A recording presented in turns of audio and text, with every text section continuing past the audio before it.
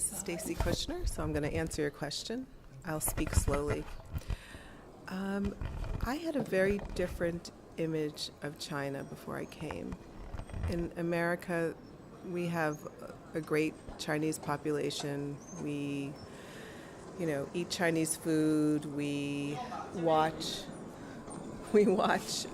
movies like The Last Emperor. We try to understand your history, but I knew I would never really understand it until I came here. So it's a very sanitized understanding of what China is. Of course, we hear also in the paper, it's a great power. It is something that the Americans have to contend with, and that China is a lot about manufacturing, and I really didn't know much about the arts here. I work in a museum.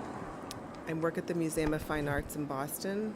I teach there and also do other things. So we've had Ai Weiwei, we've had Zhu Bing, we've had very big names, and we recently had a show called Mega Cities that was all about, it was a beautiful exhibit about the cities now in the major Asian areas. And so there were Korean and Taiwanese and Beijingers, and so we're trying to understand the art. We're trying to get a grasp on it.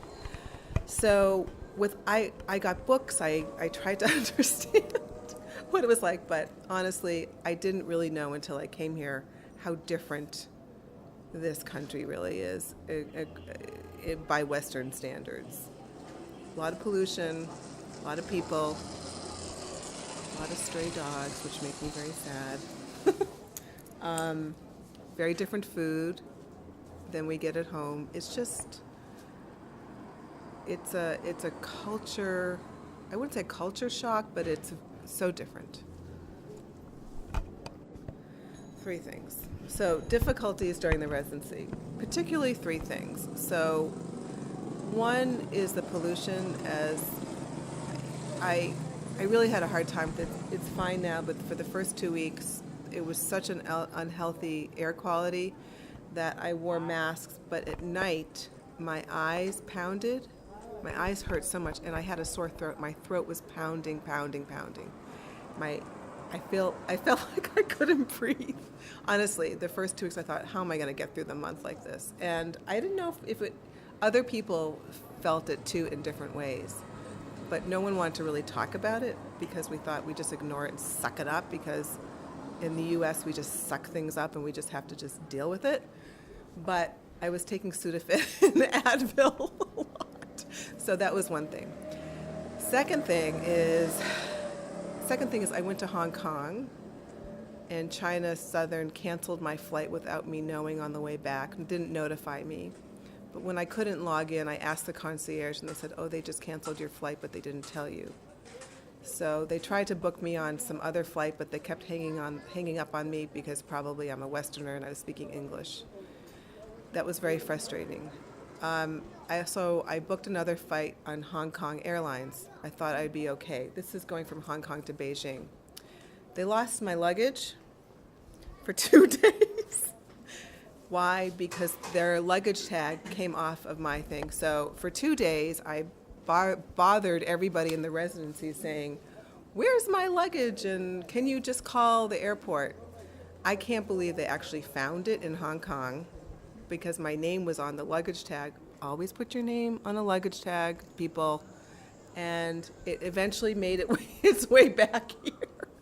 But it was just a lot of work to get that. I had to fill out forms at the airport.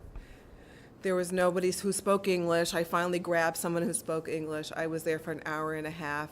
It was not fun. But the good news is I finally got my luggage and everything was in there, so I had clothes.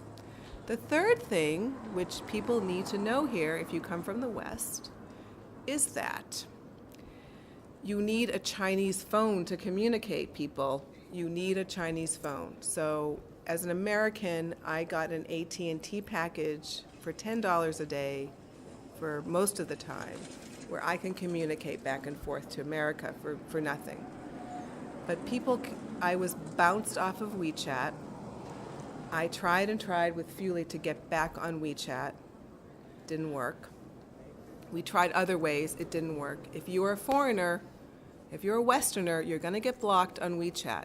So I've had no way to communicate with anybody unless I'm on Wi-Fi at a place.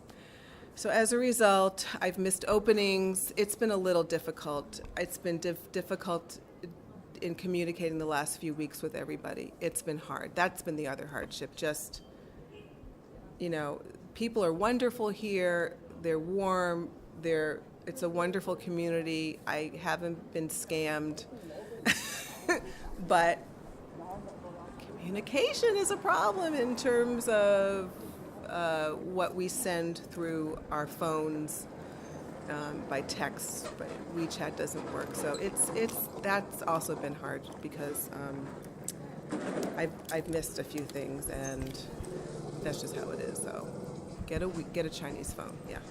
Can you help me? Or because I don't have WeChat, what's everybody doing today? But I would ask Jen too. About those, but anyway, it's fine. It's just an opening or something that I don't know. So, but it was okay. I hope I didn't bother her too much, but I think everybody. I think you just don't know what you don't know until you're here. How could else you know? I didn't even know there was like a Jenny Lou's or there was a bank here until like maybe a week ago. I didn't know that. Yeah. The sheep, but I didn't know where it was. I tried to find it, but I didn't walk farther enough. So actually someone else showed us, which was fine. This residency is run very well. This is my 4th art residency, and it's the best one I've been on. Yes, they care. There are interesting things they do with you. They want you to achieve, and they're nice.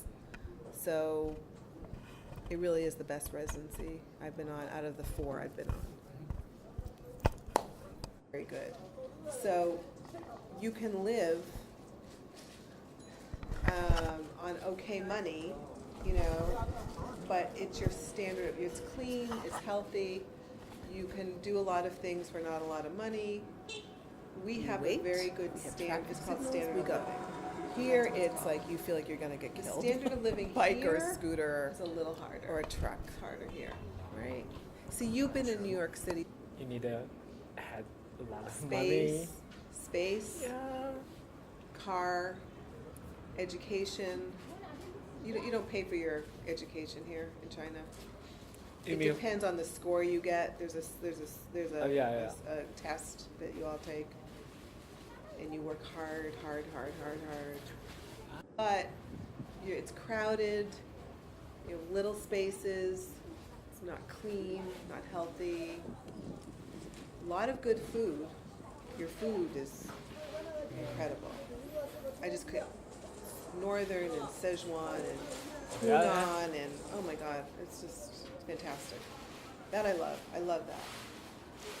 But I think it's unhealthy to be here for a long time. Yeah. I just do. It is. Sorry. I know. We're from Taiwan, and we can tell like. Taiwan's nice. I haven't been there, but I know about it. Yeah. It's very nice. Yeah, last winter I stayed here. The pollution is so bad. Yeah, and very cold. Very cold. And dry, cold, and pollution. Yeah. So I appreciate the United States, even though I can't stand our president. We don't even call him president. We call him 45 because he's the 45th president. We can't stand calling him. So people who are liberal just call him number 45. Okay. We do that. Is that funny? We do that. Yeah. It's fun. It's funny. Yeah. 45. Okay. We just call him 45 because we say he's not our president. And the Russians had a lot to do with it. They meddled. Mm-hmm. They said horrible, not fake things about Hillary Clinton that weren't true.